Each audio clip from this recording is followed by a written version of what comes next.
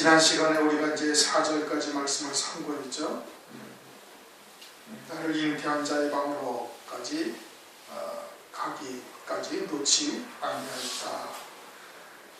그것은 이제 주의 말씀과 하나 되는 믿음으로 하나님의 말씀과 하나 되어지는 이제 그와 같은 은혜를 이제 입게 되어졌음을 이제 말하는 것이고, 5절 예루살렘 여자들아. 예루살렘 여자라는 것은 1장 5절에도 예루살렘 여자들이 나오죠. 또 2장 7절에도 예루살렘 여자들이 나오는데, 예루살렘 여자라는 것은 1장 5절에 나와 있는 것처럼 율법 아래 살고 있는 그와 같은 육에 속한 신앙을 의미하고 있는 겁니다. 육에 속한 신앙, 오늘날 이제 인본적 신앙이나 또는 이제 세속적인 신앙으로 젖어 있는 이러한 신자들, 그러한 신앙을 말하는 겁니다. 그런 신자를 말하는 것이고, 예루살렘 여자들아, 내가 노루와 들사슴으로 너에게 부탁한다. 내가 노루와 들사슴으로 부탁한다라는 것은 이제 노루와 들사슴의 특징은 우리가 지난번에도 얘기했던 것처럼 아주 그 소리나 이런 것에 민감해서 아주 작은 소리에도 그냥 놀라서 도망가는 이제 그런 것이 노루와 이제 들사슴인데, 그와 같이 아주 민감한 육신적인 소욕이나 또는 그러한 것에 의해 성령의 역사는 금방 잠자시 주무시는 거예요. 성령의 역사가 소멸되는 거죠. 우리가 육이 살아나면 살아나는 것만큼 성령은 그냥 소멸되어지거나 주무시거나 일을 하실 수가 없는 거예요. 내가 살아있는 만큼. 제자들이 배를 저어서 우리가 갈릴리 바다를 건너가겠노라 하니까 주님은 어떻게 그냥 배 고물에 가서 대기하고 주무시는 거예요. 지금 하나님의 말씀을 믿는 믿음으로 산다는 것은 주 안에서 안식하는 자가 되어야 되는 것이죠. 조금 더 이제 쉽게 말하면은 예수와 함께 옛사람은 십자가에 못 박은 자가 되어지고 그리스도 안에 있는 새 생명으로 사는 거예요. 그리스도 안에 있는 새 생명으로 산다라는 것은 하나님의 말씀을 믿는 믿음으로만 사는 자다, 이런 뜻인 겁니다. 하나님의 말씀을 믿는 믿음으로만 살고 성령의 인도하심을 쫓아 살아야 하는데, 육신의 소욕이 외부의 자극으로 우리는 여전히 육을 입고 있거든요. 이렇게 거역의 씨가 우리 안에는 항상 있고, 그것은 육의 장막을 벗을 때까지 우리에게서 벗어나질 아니고 우리에게서 떠나질 아니하는 거예요. 그러니까 늘 잠재되어져 있는 거예요. 육신의 소욕 또는 육신의 정욕, 안목의 정욕, 이생의 자랑을 쫓고자 하는 그런 마음들은 우리 안에 늘 잠재되어져 있는 거예요. 그런데 예루살렘 여자들, 다시 말하면 인본적인 신앙이나 또는 세속적인 신앙들이 우리를 자극시키고 또는 조롱하고 또는 우리가 긴 터널, 아주 고난의 긴 터널에 갈 때 때로는 그러한 것이 동경되어지기도 하거든요. 그럴 때는 성령이 어떻게?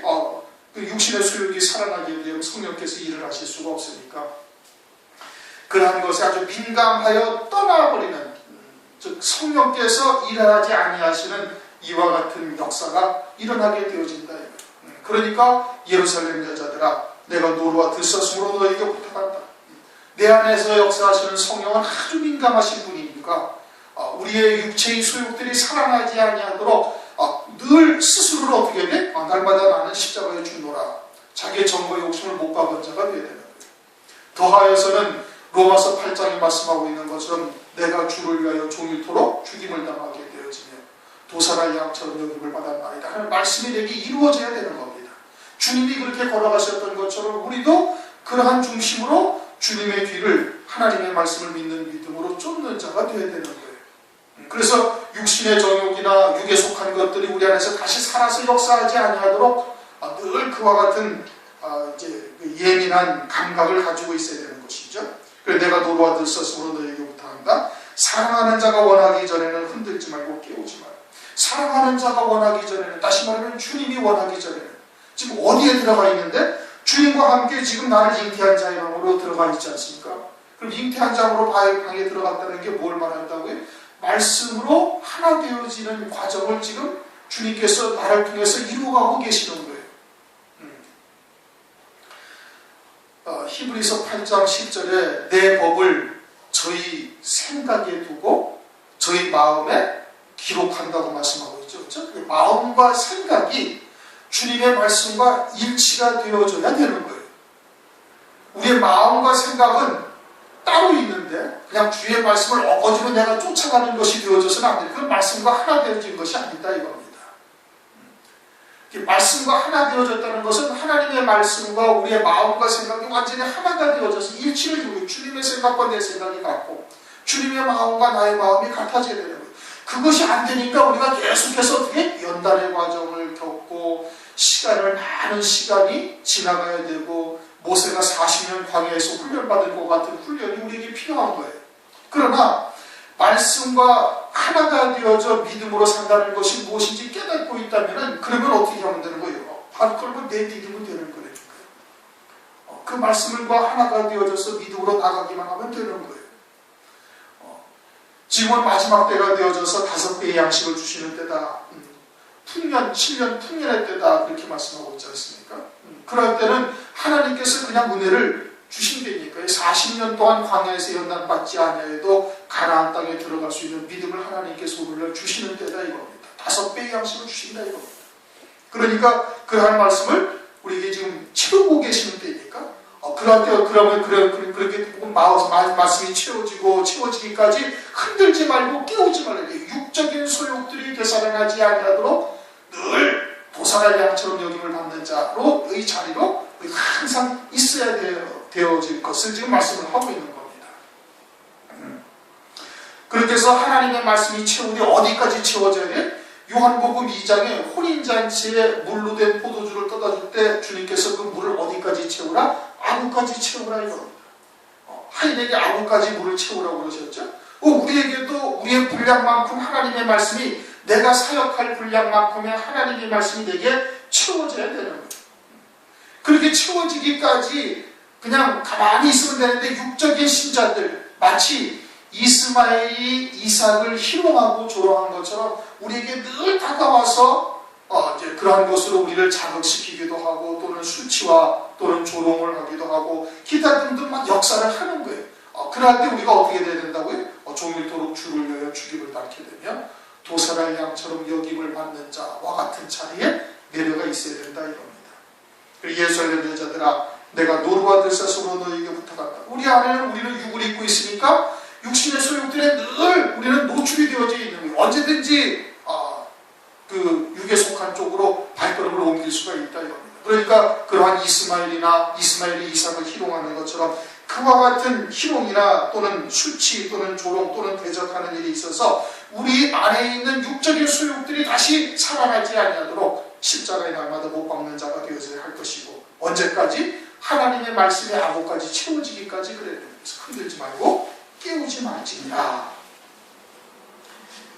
6절 연기기둥과도 같고 몰약과 유향과 장사의 여러가지 향품으로 향기롭게도 하고 거친 들에서 오는 자가 누구인고 이는 지금 주님에 대해서 지금 말씀을 하고 있는 겁니다. 그렇죠? 거친 들에서 지금 연기기둥과도 같고 몰약과 유향과 여러가지 향품으로 향기롭게도 하시는 분으로 지금 거친 들에서 우리에게 오시는 분이에요. 그분을 지금 연기기둥과도 같다, 몰약과도 같다, 유향과도 같다, 기타 많은 여러 가지의 향품의 향기롭게 하는 향기와도 같다고 지금 표현하고 있는 거예요. 이 말씀이 어떠한 내용인지 먼저 문자적인 의미부터 잘 파악을 하셔야 돼요. 이거는 누구를 말하는 거라고요? 주님을 말하는 거예요. 신랑 되시는 예수님이 지금 우리를 향해서 막 달려오고 있는 거예요. 그것은 우리가 주님을 향해 막 달려가는 것과 마찬가지예요. 주님과 완전한 하나가 되어져야 되는 거예요. 주님과 완전히 하나가 되어져야 신부의 신앙에 이르는 거다 이겁니다. 그래서 주님이 그러한 말씀으로 아구까지 채우고 믿음으로 하나가 되어지도록 우리를 향해서 막 지금 달려오고 계시는데 달려오고 계시는 모습이 어떠하다? 연기기둥 같다 이런 뜻입니다. 그리고 몰약과도 같다, 유향과도 같고 많은 향품으로 향기롭게 하기도 하시는 분으로 우리에게 다가오고 계시다 이런 뜻입니다. 그럼 연기기둥과 같다라는 것은 계시록 15장 8절에 보면 하나님의 영광과 능력을 인하여 성전에 연기가 차게 되네. 연기라는 것은 하나님의 영광, 하나님의 권능 이런 걸 의미하는 거예요. 솔로몬의 성전을 지으니까 솔로몬 성전에도 연기가 가득 찼다. 성막의 출애굽께서는 막 구름이 그냥 사람이 가까이 불길이나 또는 연기나 이런 것이 기둥과 같다라는 것은 지금 뭘 말하는 거예요? 하나님의 임재, 하나님의 권능으로 우리에게 막 다가오고 계시는 거예요. 마치 거친 들에서 지금 그렇게 주님이 다가오시는 모습이 광야의 구름 기둥처럼 우리를 이끌어가고 계시다, 이런 뜻인 겁니다. 연기 기둥이라는 것은 구름 기둥과 같이 우리를 광야에서 40년 동안 이스라엘 백성들을 구름 기둥과 불 기둥으로 인도하셨듯이 우리를 인도하고 계시는 주님이신 거예요. 그러니까 때로는 그것이 물 없는 곳도 가고 자갈밭도 가고 가시밭길도 가고 또는 평탄한 길도 가지만은 우리가 지금 그러한 길을 갖다가 누가 인도하고 계시는 거예요? 주님이 인도하고 계시는 거예요. 무엇을 위해서? 신부의 신앙에 이르게 하시기 위해서 주님이 거친 광야에서 연기 기둥처럼 우리에게 막 달려오고 계시다, 이겁니다. 몰약과 똑같다. 그 몰약이라는 것은 죽은 시체가 썩지 않도록 방부제 역할을 하는 것을 말하는 거지. 미이라의, 애굽의 미이라를 만들 때 쓰는 것이 이것이요. 예수님이 십자가에서 죽임당하셨을 때도 니고데모가 뭘 가져가요? 몰약과 향품을 가져가지 않습니까?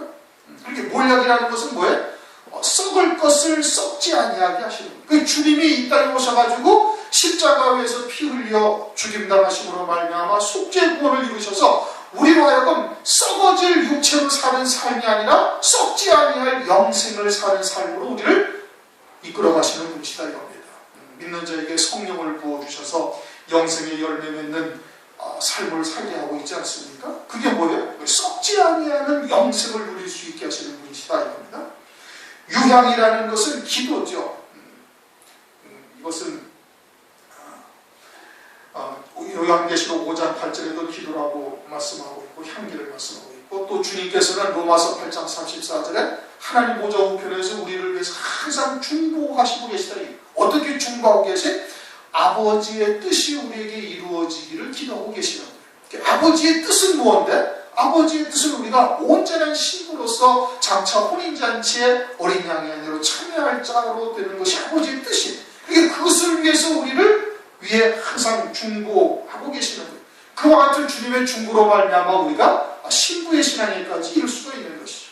그러니까 주님께서 우리를 썩지 아니할 영생에 이르는 열매 맺는 자로 우리를 갖다 이끌어 가시고, 그리고 더하여서는 신부의 신앙에까지 이룰 수 있도록 주님께서 늘 보좌 우편에서 우리를 위하여 중보하고 계시고, 또 장사의 여러 가지 향품으로 향기롭게도 하고, 여러 가지 향품으로 향기롭게 한다 하는 것은 우리로 하여금 신부의 자리에 이르게 하시기 위해서 우리에게 베푸신 모든 것이 다 그와 같은 향기로운 것이다, 은사로 주신 것이다, 이런 뜻인 겁니다.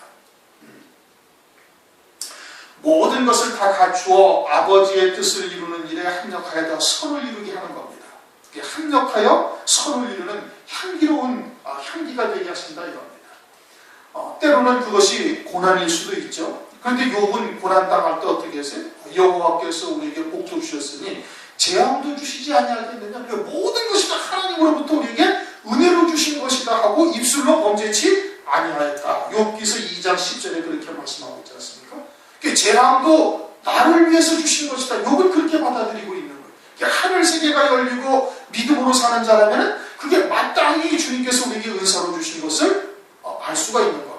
그러니 하나님께서 우리에게 그 모든 우리 앞에 다가오는 모든 일들을 하나님께서 여러 가지 향품으로 향기롭게 하시는 분이시다, 이겁니다. 모든 것을 가지고 우리에게 은혜를 베푸시고, 그리고 신부의 신앙에 이르도록 하시기 위해서 여러 가지 향품으로 향기롭게 하시는 것이에요. 아브라함이 가나안 땅에 오자마자 믿음의 조상이 된 게 아니잖아요, 그렇죠?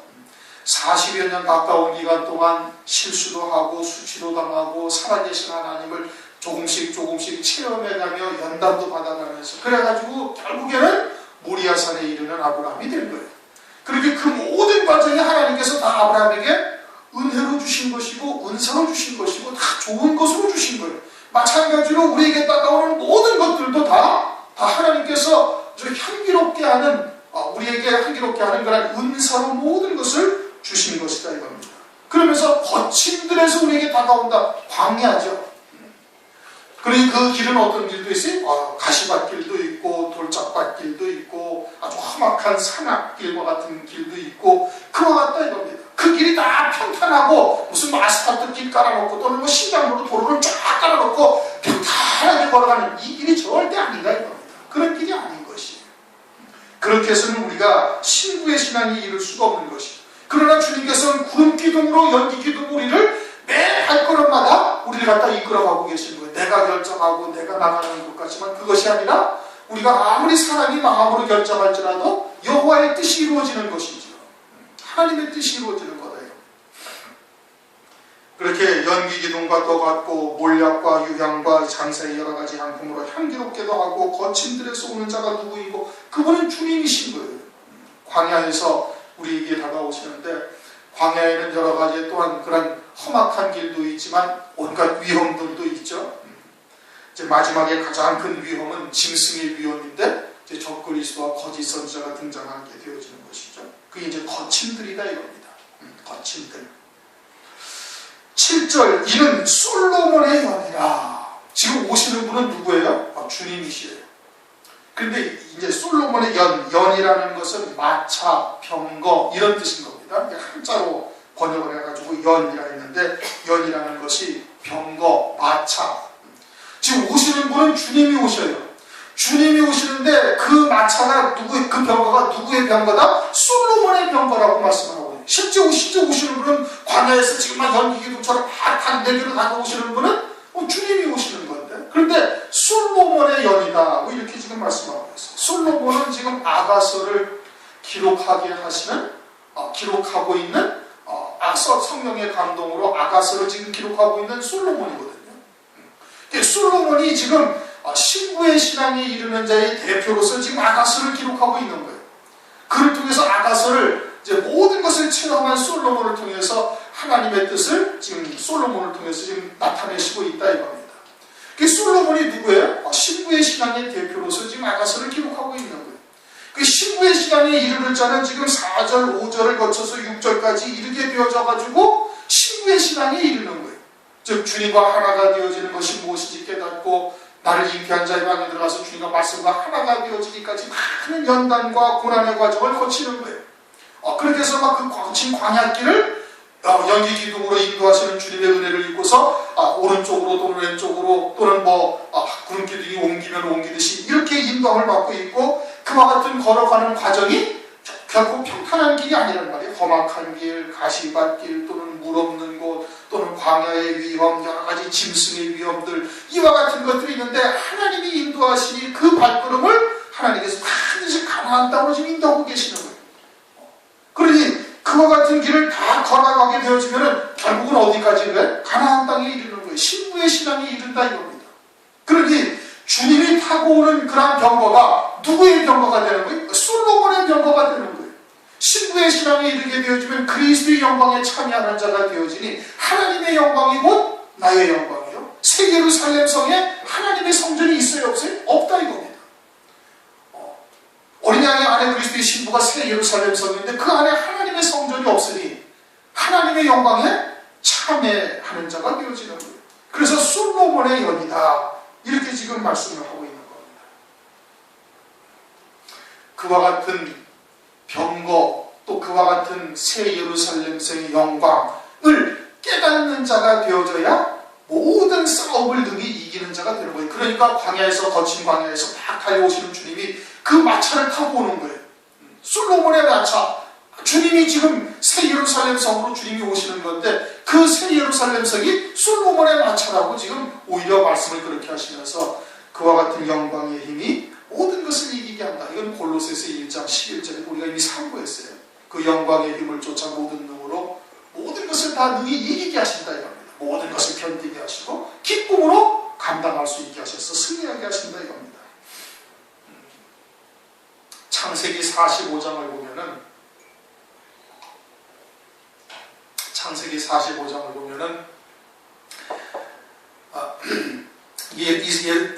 이스라엘이 야곱이 열 아들을 애굽으로 곡식을 얻으러 보내죠. 그래가지고 어쨌든 우여곡절 끝에 왔다가 두 번째 갈 때 이제 베냐민까지 데리고 가요. 그래가지고 그냥 야곱이 막 내 흰머리로 음부에 내려가게 하지 말라. 내 생명이 그 아이와 결탁되었다. 어쩌다 막 하여튼 우여곡절 끝에 베냐민까지 보냈다가 이제 돌아온 아들들이 와가지고서는 하는 말이 뭐예요?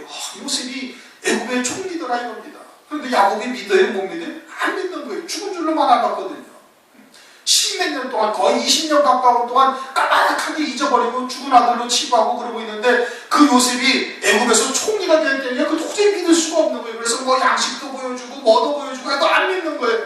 그런데 요셉이 아버지를 모시고 오라고 보낸 마차를 딱 보고서는 기뻐하면서 어떻게 다시 애굽으로 그 마차를 타고 오는 거예요. 그 마차를 보니까 믿는 거예요. 그 마차가 이제까지 일반적으로 보던 마차는 전혀 다르죠. 그럼 바로 왕의 마차와 마찬가지인 거예요. 어마어마하게 호화롭고 엄청나게 그냥 이제까지 듣도 보도 못한 엄청난 호화롭고 아주 그냥 굉장한 마차가 문 앞에 딱 서 있으니까 그걸 보고서는 기뻐하면서 그것을 믿고 그러고서 마차를 타고 이제 애굽에 있는 요셉에까지 오지 않습니까? 뭘 보고? 그 마차를 보고. 우리가 뭘 보고 승리할 수가 있어요? 그 새 예루살렘 성의 영광이 어떠한지를 깨달아야 그 거친 광야의 그 모든 과정들, 험악한 길 또는 여러 가지 위험이나 기타 등등을 능히 이길 수 있는 자가 된다 이겁니다. 그래서 솔로몬의 병거다, 솔로몬의 마차. 지금 주님이 새 예루살렘 성으로 오시는데 그것이 솔로몬의 마차다. 이것이 그리스도의 신부의 영광이요, 그리스도의 신부의 그와 같은 영화로움이다라고 지금 말씀을 하고 있는 것이고, 그것을 보는 자가 되어져야 이 광야의 이 위험과 광야의 험악한 길을 능히 이길 수 있는 자가 되어짐을 말하고 있는 겁니다. 그래서 솔로몬의 연이다 이렇게 말씀을 하고 있는 거예요. 우리가 뭘 봐야 된다고요? 새 예루살렘 성의 영광이 어떠한지 그 영광의 힘을 깨닫고 믿는 자가 되어져야 세상을 능히 이기는 자가 되는 거예요. 세상의 유혹이나 세상의 위험이나 기타 등등을 능히 이기는 자가 되는 거예요. 이는 솔로몬의 연이라 이스라엘 용사 중 60인이 옹이하였는데, 이스라엘의 용사 중 60인이 옹이하였다 그렇게 말씀하고 있죠. 용사는 누가 용사예요? 사사기서 보면 기드온을 갖다가 큰 용사라고 그러죠. 사사기서 6장에 12절 기드온을 큰 용사라고. 왜 큰 용사라고 그래? 포도주 틀에다가 밀을 타작하는 그것을 보고서 큰 용사라고 그러는 거예요. 용사라는 건 뭐냐? 용사라는 것은 그러한 우리에게 다가온 여러 가지의 고난이나 환난이나 이런 것이 우리를 온전히 알곡되게 하시는 그와 같은 역사라는 것을 깨닫고 그것을 확신하는 자여야 되는 거예요. 그게 용사예요. 그러니까 그러한 고난이나 역경 또는 우리에게 다가오는 환난이 이것이 그냥 두면 썩어질 존재요, 불타 없어질 그와 같은 존재가 될 것인데, 그러한 우리들로 하여금 아주 알곡되게 하는 역사가 그와 같은 환난이나 고난을 통해서 이루신다는 것을 깨닫고 믿음으로 그것을 확신하고 있는 자여야 그게 용사인 거예요. 그러한 용사여야 된다 이겁니다. 누가?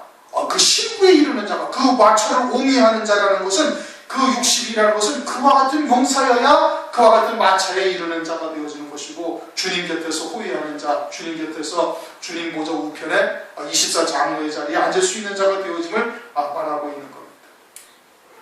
더더구나 용사 60인이라고 말씀하고 있죠. 60이라는데 60이라는 단어가 숫자가 어디에서 나오냐면은 신명기에 보면은 신명기 3장 4절을 보면은 바사와 옥의 성읍을 이스라엘이 탈취했는데 그 성읍이 몇 성읍이냐면 60성읍이에요. 하나님께서 광야의 이스라엘에게 시온 왕과 바산 왕 옥을 쳐서 멸할 수 있게 하시는 거예요. 시온 왕이나 바산 왕 옥은 하나님께서 이스라엘 백성들로 하여금 지나가게 하셨는데, 우리가 그냥 너희들과 싸울 의도가 없다, 우리는 너희들 길을 그냥 가만히 지나가고 물을 먹으면 물값도 주고 아무 피해도 주지 않겠다 하는데, 시온 왕은 어떻게 군사를 이끌고 대적하러 나오는 거예요. 바산 왕 옥도 역시 마찬가지로 군사를 이끌고 대적하러 나오는 거예요. 그것을 신명기 2장 30절에 뭐라고 말씀하고 있는 거 아니? 헤스본 왕 시온이 우리의 통과하기를 허락지 아니하였으니 이는 너희 하나님 여호와께서 그를 네 손에 붙이시려고 그 성품을 완강케 하셨고 그 마음을 강팍케 하셨습니다 라고 말씀하고 있어요. 왜 시온 왕이 굳이 우리는 너희들과 싸우지 아니하고 네 길 대로로만 지나갈 것이고 물을 먹게 되어지면 물값도 주고 곡식을 사게 되어지면 곡식값도 주겠다는데도 군사를 이끌고 나와서 대적했느냐? 왜 마음을 강팍하게 그렇게 먹게 됐느냐? 하나님이 하셨다. 왜? 하나님께서 이스라엘 백성들에게 그 시온 땅을 주시기 위해서 그런 거예요. 바산왕도 왜 그랬느냐? 하나님께서도 바산왕을 멸하고 바산왕이 거느리고 있는 그 땅들을 이스라엘 백성들에 주시고자 그렇게 하셨다. 그래가지고 그 60성읍을 다 차지했다 이겁니다. 60성읍이 거기서 나옵니다. 그렇게 용사 60이라는 것은 우리를 대적하고 우리를 핍박하고 하는 역사가 다 무엇을 위한 것이다. 이것이 우리에게 상급과 영광이 되게 하는 역사라는 것을 깨닫고 믿음으로 나가 영적인 싸움을 하는 자가 되어져야 된다 이겁니다. 그들이 결국은 이와 같이 그리스도의 보좌 우편 24장로의 자리까지 이룰 수 있는 그 마차를 옹이하는 60용사에 들어갈 수 있는 자가 되어짐을 말씀하고 있는 것이 무슨 뜻인지 이해가 되십니까? 그러니까 이 아가서가 참 절대 쉬운 말씀이 아니죠. 솔로몬의 연이라 했는데 사실은 이것은 누구의 마차예요? 주님의 마차예요. 주님의 마차를 옹이하는 60명의 이스라엘 용사가 있다. 이스라엘 용사라는 것은 그와 같이 기도를 큰 용사라고 했듯이 우리에게 다가오는 여러 가지 고난이나 환난 또는 역경 같은 것이 우리로 하여금 알곡되게 하시는 역사라는 것을 굳게 믿고 있는 자예요. 구원하신 출애굽하신 이스라엘을 출애굽하신 그 하나님의 역사를 깨닫고 믿고 있지 않습니까? 그러니 그런 전능하신 하나님께서 우리에게 다가오는 이러한 모든 고난이나 환난이 우리로 하여금 알곡되게 하는 역사요 신부되게 하는 역사라는 것을 깨닫고 있고, 그리고 그렇게 대적하는 자들은 우리에게 상급과 영광으로 하나님께서 주시기 위해서 그들의 마음을 강팍하게 하셨다 이겁니다. 그러니까 어떻게 해야 돼? 우리에게 승리가 반드시 보장되어져 있는 것이다. 승리가 보장되어져 있으면 믿음으로 나가기만 하면 다 얻을 수가 있는 거예요. 그래서 60성읍을 다 얻는 자가 되어야 되는 거예요. 그들이 주님의 병거를 옹위하는 자의 자리에까지 이르게 되어진다 이겁니다. 환난 날에는 져서는 안 돼. 근데 그 다음 말씀이 나오는데, 이는 다 칼을 잡고, 어떤 칼을 잡았어요? 성령의 검, 하나님의 말씀이죠. 에베소서 6장 17절 말씀. 어떤 칼을 잡은 거예요? 하나님의 말씀을 가진 거예요. 진리의 말씀을 가지고 있어야 돼요. 혼잡된 말씀은 아니죠. 날선, 양날선 검과 같이 아주 예리한 하나님의 말씀으로 우리의 속사람이 그리스도의 형상으로 온전히 세워져야 되는 거예요. 혼잡된 말씀으로 무딘 칼로는 절대 이와 같은 영적인 싸움을 싸울 수가 없는 거예요. 그러니까 그러한 싸움을 칼을 잡고 싸움에 어떠하다? 싸움에 익숙한 자들이다. 누가? 용사가. 은혜 시대에는 때로는 이기기도 하고 지기도 하고, 그래서 무엇 때문에 졌는지, 어떻게 해서 이겼는지, 그래서 싸움을 어떻게 해야 하는지를 잘 알고 있는 사람이다 이 뜻인 겁니다. 그것이 뭐예요? 그것이 싸움에 익숙한 자예요. 그래서 은혜 시대는 때로 넘어지기도 하고 실족하기도 하고, 그리고서는 뒤에 가서 후회하고 하나님 앞에 회개하고, 내가 어떻게 하니까 영적인 싸움에서 졌고 또 어떻게 하니까 영적인 싸움에서 이기고, 그래서 승리의 비결이 무엇인지를 쩔쩔하게 깨달아서 환난 날에는 그 60성읍을 다 져서는 안 되는 거예요. 다 취할 수 있는 자가 되어져야 싸움에 익숙한 자요 용사가 되어지는 겁니다.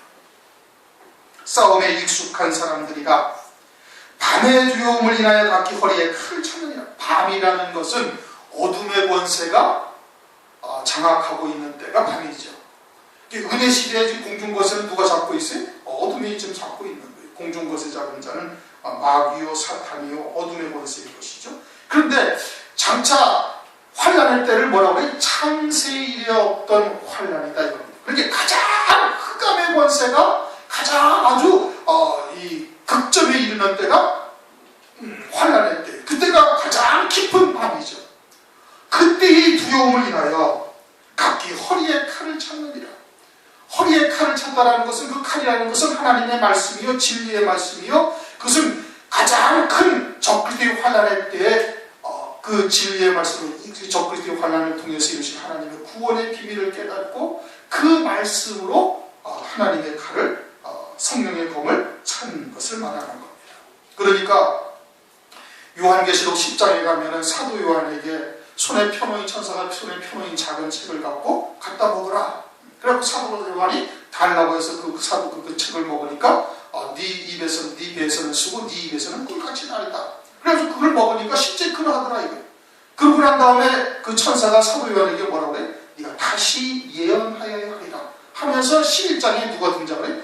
두 증인이 갈대자를 받고 말씀을 받고 그리고 하나님의 제단과 성전 안에 있는 자들을 청량하기 시작을 하는 거예요. 그렇게 그 말씀을 가지고 예언하는 것이죠. 그렇게 예언의 권세를 갖고 1260일 동안 예언하는 겁니다. 그 말씀이 즉 표로인 작은 책과 그에 따르는 신부되게 하는 하나님의 말씀이 그것이 허리에 칼을 차고 있는 밤의 두려움을 인하여 각기 허리에 칼을 찼다라는 하나님의 그런 것이 이제 그 칼이 하나님의 말씀인데 그런 환난 가운데 이루실 하나님의 구원의 뜻을 담고 있는 그러한 말씀을 말하고 있는 겁니다. 그들이 무엇을 옹이해요? 마차를 옹이하는 거예요. 결국은 그들이 14만 4천의 종이죠. 여기는 60인이라고 나왔지만 사실은 그 60인이 실제 숫자는 아니고, 그러니 그들은 14만 4천의 종들이요, 그들은 하나님 보좌 우편에서 24장로의 반열에 서는 금멸류관을 받는 그와 같은 큰 용사들인 것을 말씀을 하고 있는 겁니다.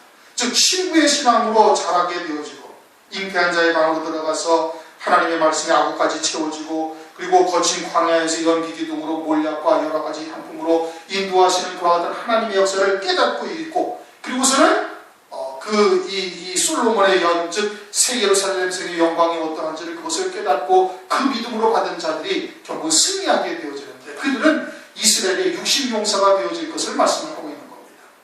그들은 곧 14만 4천의 종들이요, 그들이 싸움에 익숙한 자들이 되어지고 환난 가운데 이루실 구원의 비밀들을 깨닫고 그 진리의 말씀으로 허리에 칼을 찬 자들이 되어짐을 말하고 있는 거예요. 무슨 뜻인지 이해가 되시나요? 응? 너무 빨리 가는가? 그런 거 아니죠? 이해가 되죠?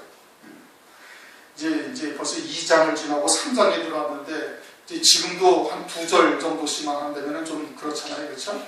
그러니 지금 이제 4절, 5절 정도씩을 이제 해야 되는데, 오늘은 그래서 이제 5절부터 8절까지의 말씀을 우리가 상고했습니다. 그런 내용들을 우리가 잘 생각하면서 하나님의 말씀을 천천히 묵상하며 읽어보면은 그러한 말씀이 이제 이 말씀의 뜻이 이제 우리 이제 점진적으로 이제 깨달아질 것이고, 그러한 말씀을 통해서 우리의 신앙이 그리스도의 신부의 신앙으로 이제 세워지게 되어지는 거죠. 우리가 이제 깨달은 대로 통성으로 다시 한번 기도를 하겠습니다.